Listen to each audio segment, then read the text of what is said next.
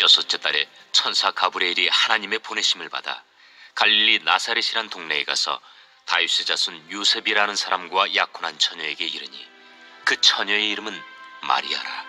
그에게 들어가 이르되 은혜를 받은 자여 평안할지어다. 주께서 너와 함께 하시도다. 처녀가 그 말을 듣고 놀라 이런 인사가 어찌함인가 생각하며 천사가 이르되 마리아여 무서워하지 말라. 내가 하나님께 은혜를 입었느니라. 보라, 내가 잉태하여 아들을 낳으리니 그 이름을 예수라 하라. 그가 큰 자가 되고 지극히 높으신 이의 아들이라 일컬어질 것이요 주 하나님께서 그 조상 다윗의 왕위를 그에게 주시리니 영원히 야곱의 집을 왕으로 다스릴 것이며 그 나라가 무궁하리라. 나는 남자를 알지 못하니 어찌 이 일이 있으리이까? 성령이 내게 임하시고 지극히 높으신 이의 능력이 너를 덮으시리니 이러므로 나실 바 거룩한 이는 하나님의 아들이라 일컬어지리라. 보라, 내 친족 엘리사벳도 늙어서 아들을 배었느니라. 본래 임신하지 못한다고 알려진 이가 이미 6달이 되었나니 대저 하나님의 모든 말씀은 능하지 못하심이 없느니라. 주의 여종이오니 말씀대로 내게 이루어지이다 하매 천사가 떠나가니라. 여러분, 하나님이 우리에게 바라시는 것이 무엇일까요? 하나님은 우주 만물을 창조하신 분이신데 뭐가 아쉬워서 우리에게 바라는 것이 있겠습니까? 하나님은 우주의 주인이신데 무슨 결핍이 있으셔서 우리에게 바라는 것이 있겠습니까? 그런데도 성경을 이렇게 읽다 보면 분명히 하나님께서 우리에게 바라는 것이 있다는 것을 알게 됩니다. 그것도 너무 간절히 바라고 계십니다. 그게 뭘까요? 그건 바로 믿음입니다. 믿음. 우리의 믿음. 하나님은 우리의 믿음을 바라고 계십니다. 하나님께서 이처럼 원하시는 것이 믿음일진데 이 믿음에 대한 오해가 우리에게 있습니다. 세상에서는 믿음을 그저 내가 바라는 것이 이루어지기를 간절히 바라는 마음 정도로 생각합니다. 그래서일까요? 어떤 신자들 중에서는 내가 간절히 바라는 무엇이 이루어지기를 세상의 다른 신이 아니라 하나님께 간절히 바라는 것, 그것이 믿음인 줄 알고 오해하고 살아갑니다. 그러나 그것은 성경이 말하는 믿음이 아니라고 제가 지난주에 말씀드렸죠. 믿음은 내가 원하는 것이 이루어지기를 바라는 것이 아니라 하나님이 원하시는 것이 내 인생에서 이루어지기를 바라는 것, 그것이 성경이 말하는 믿음이라고 말씀드렸었습니다. 성도 여러분, 하나님이 우리에게 믿음을 요구하시는 이유가 무엇인 줄 아십니까? 하나님 좋으라고, 하나님 자기 자신 좋으라고 하나님이 우리에게 믿음을 요구하십니까? 아닙니다. 하나님이 우리에게 믿음을 요구하시는 이유는 너무 분명합니다. 왜냐하면 믿음만이 우리를 구원의 길로 이끌기 때문입니다. 믿음만이 우리를 구원의 길로 이끌기 때문에 하나님이 우리에게 믿음을 원하시는 것입니다. 한번 따라해 주십시오. 오직 믿음. 오직 믿음. 성경은 이런 형태의 믿음, 저런 형태의 믿음을 골고루 우리들에게 보여주면서 우리로 하여금 이게 믿음이구나 라는 것을 깨닫도록 해주십니다. 그리고 우리가 참 바른 믿음을 가지기를 원하십니다. 여러분, 성경을 읽다 보면 믿음이라고 해서 다 같은 믿음이 아니다라는 것을 알게 됩니다. 여러분, 믿음이라고 해서 다 같은 믿음이 아닙니다. 마태복음 6장 30절에 보면 오늘 있다가 내일 아궁이에 던지오는 들풀도 하나님이 이렇게 입히시거든 하물며 너희일까 보냐 믿음이 적은 자들아. 하나님을 믿는다고 하면서 무엇을 먹을까 무엇을 마실까 걱정하고 염려하는 자들을 가리켜서 하나님은 믿음이 적은 자들아 라고 말씀하십니다. 믿음이 적은 믿음, 그런 믿음도 있다라는 거예요. 믿음이 있는데 적은 믿음이. 반대로 마태복음 15장 28절에 보면 예수께서 대답하여 이르시되 여자여 내 믿음이 크도다 네 소원대로 되리라 하시니 그 시로부터 그의 딸이 나으니라. 예수님은 자기 딸의 병을 고쳐달라고 예수님께 간구하는 그 여자를 향해서 여자여 네 믿음이 크다고 말씀하셨습니다. 그러니까 우리가 보기에는 다 같은 믿음으로 보이지만 예수님이 보시기에는 믿음 중에 큰 믿음도 있고 적은 믿음도 있다는 것입니다. 이런 형태의 믿음도 있고 저런 형태의 믿음도 있다는 것이죠. 바울도 디모데 전후서를 통해서 믿음이라고 다 같은 믿음이 아님을 우리에게 알려주고 있습니다. 디모데후서 1장 5절에 보면 네 속에 거짓이 없는 믿음을 생각합니다. 이 믿음은 먼저 네 외조모 로이스와 네 어머니 유니게 속에 있더니 네 속에도 있는 줄을 확신하노라. 바울은 디모데에게 믿음을 칭찬하는데 디모데야 네가 가진 믿음은 거짓이 없는 진실된 믿음이다 라고 칭찬을 했습니다. 근데 그 거짓이 없는 진실된 믿음이 너희 어머니에게서 그리고 너희 할머니에게서 물려받은 믿음이구나 라면서 칭찬을 해줬죠. 여러분, 믿음 중에는 물려받은 믿음도 있는데 근데 그 믿음이 진실된 믿음이라고 칭찬해주고 있습니다. 반대로 디모데전서 1장 19절에 보면 믿음과 착한 양심을 가지라. 어떤 이들이 양심을 버렸고 그 믿음에 관하여는 파선하였느니라. 바울은 하나님을 믿는다고 하면서 이단에 빠져 있는 사람들을 향해서 그들의 믿음은 파선된 믿음이다 그리 말하고 있습니다. 여러분, 우리나라에도 많은 이단들이 있지 않습니까? 그들도 우리처럼 하나님을 믿는다 그리 말합니다. 심지어 어떤 이단들은 우리보다 더 열정적으로 종교 활동을 합니다. 신앙 활동을 합니다. 제가 보니까 대부분의 이단들은 열심히 특신이에요. 어떤 부분에서는 참 우리가 부끄러울 정도로 그렇게 열정적으로 종교 활동을 합니다. 그런데 그런 이단들의 믿음은 아무리 열정적이어도 바울의 표현을 빌리자면 파선된 믿음이라는 것입니다. 바울의 이야기, 이 파선된 믿음이 도대체 무엇일까? 그림으로 한마디로 표현하자면 이런 그림입니다. 여러분, 여기 보십시오. 어떤 사람이 배를 타고 바다에 있는데 배에 구멍이 나서 물이 점점 배 안으로 들어오고 있습니다. 여러분, 이 사람이 바다 망망대해 한가운데에서 이렇게 물이 철철철 들어오는 배를 타고 있다면 이 사람이 살 수 있는 길은 무엇입니까? 구멍 나지 않은 배에 옮겨 타는 방법밖에 없습니다.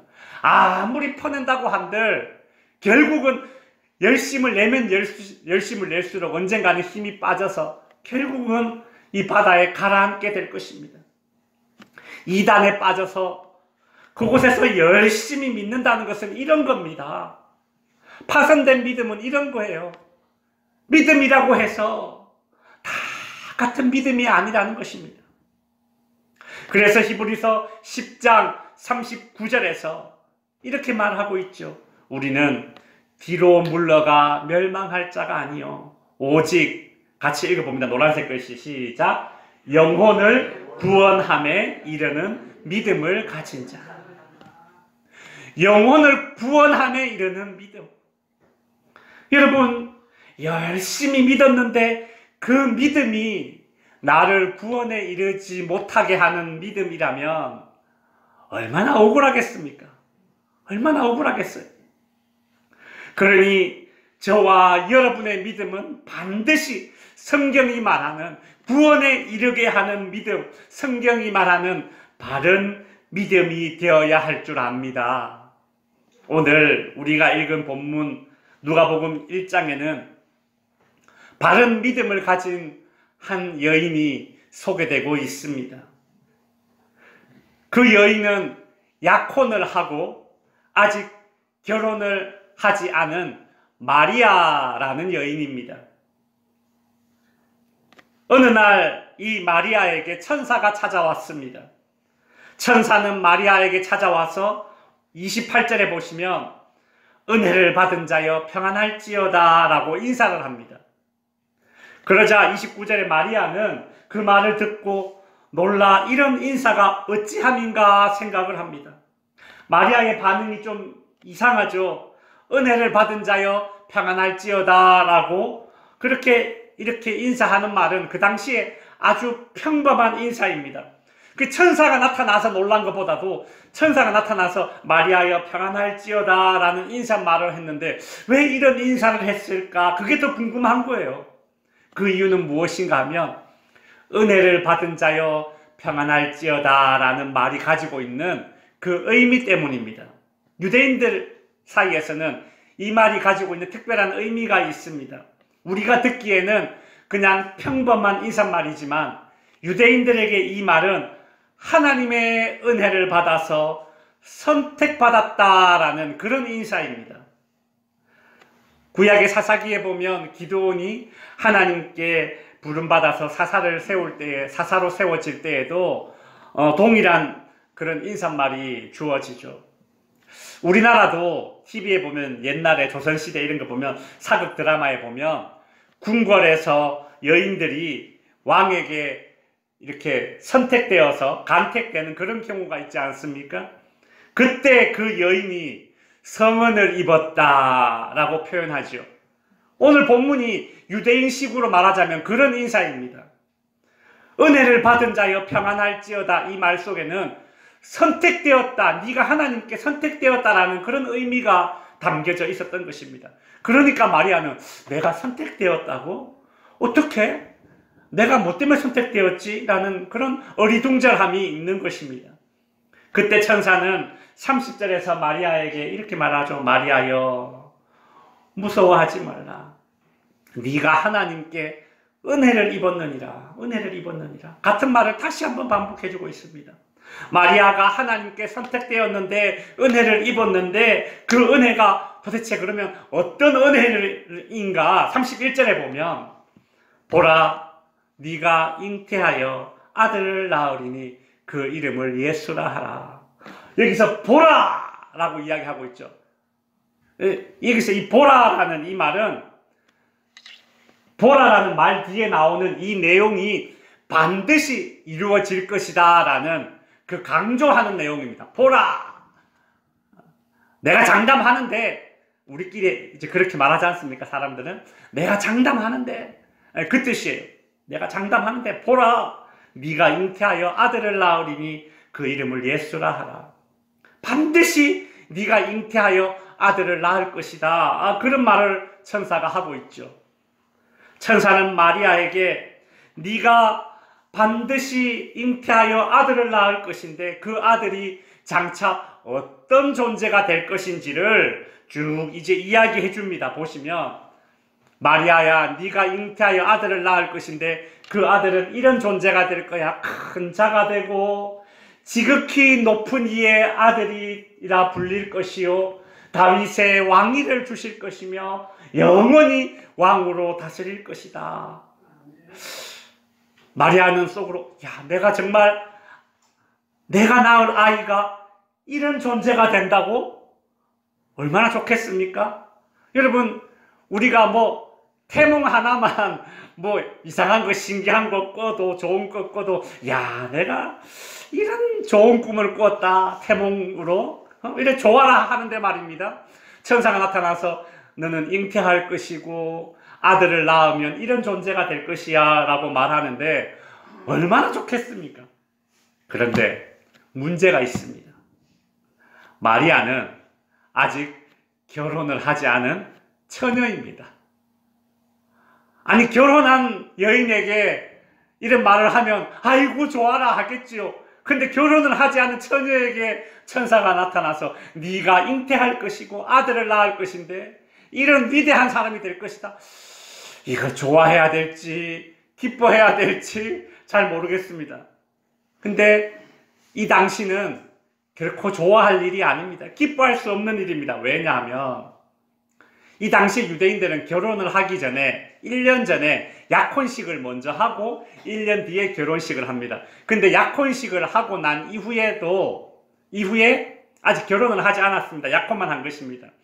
이 기간에 1년 동안에 이 마리아가 지금 임신을 하게 된다면 이것은 그 당시에 이 유대 사회에서는 돌에 맞아 죽습니다. 이 여인이 이건 막 난잡한 여인이라고 그렇게 취급받아서 돌에 맞아 죽을 것입니다. 혼인 전에 잉태를 했다? 여러분 2000년 전이에요. 우리나라는 불과 100년 전만 해도 그렇지 않습니까? 하물며 2000년 전이니까 어떻겠어요? 하나님의 아들을 잉태한다라는 소식은 영광스러울지 몰라도 처녀로서는 받아들이기 너무 가혹한 현실입니다. 그래서 마리아는 자신을 찾아온 천사와 대화하는 가운데 어찌하여 라는 말을 자주 하게 됩니다. 여러분 보시면 29절 34절에 보시면 이런 인사가 어찌함인가, 34절에도 어찌 이런 일이 있을 수 있으리까. 반면에 천사는 마리아와 대화하면서 보라 라는 말을 강조하고 있죠. 31절에 보시면 보라 네가 잉태하여 아들을 낳으리니, 36절에 보라 네 친족 엘리사벳도 늙어서 아들을 배었느니라. 보라 라는 말은 반드시 이루어질 것임을 강조하는 말이죠. 그런데 마리아는 어찌하여 라고 반문하고 있습니다. 여러분, 이 마리아와 천사가 서로 대화를 나누고 있죠. 마리아는 어찌하여 이런 일이 가능합니까? 천사는 보라 반드시 그렇게 될 것이다. 마치 이 천사와 마리아가 대화를 주고받는데 이 장면을 가만히 이렇게 성경을 읽다 보면 서로가 서로에게 공을 떠넘기는 장면, 그런 탁구가 연상이 됩니다. 탁구. 공을 상대방에게 넘기고 상대방은 다시 그 공을 다시 상대방에게 주고 서로 공을 주거니 받거니 하는 그런 장면이 상상이 돼요. 이 대화 가운데 어떤 치열함이 느껴집니다. 그만큼 천사 가브리엘 입장에서는 마리아가 예수를 잉태하게 된다는 사실을 알려주는 것이 자기의 사명이고, 반대로 마리아 입장에서는 아직 결혼을 하지 않은 처녀의 입장에서 잉태를 하게 될 것이라는 이 소식이 쉽게 납득이 되지 않습니다. 성도 여러분, 오늘 본문에 나오는 이 천사가 전한 하나님의 말씀과 마리아가 받아들여야 되는 하나님의 말씀 사이에서는 너무 큰 입장 차이가 있습니다. 너무 큰 입장 차이가 있어요. 여러분, 하나님의 말씀과 인간의 판단 사이에는 반드시 이런 입장 차이가 있고, 그래서 갈등이 일어날 수밖에 없습니다. 그때 우리에게 필요한 것이 무엇인가?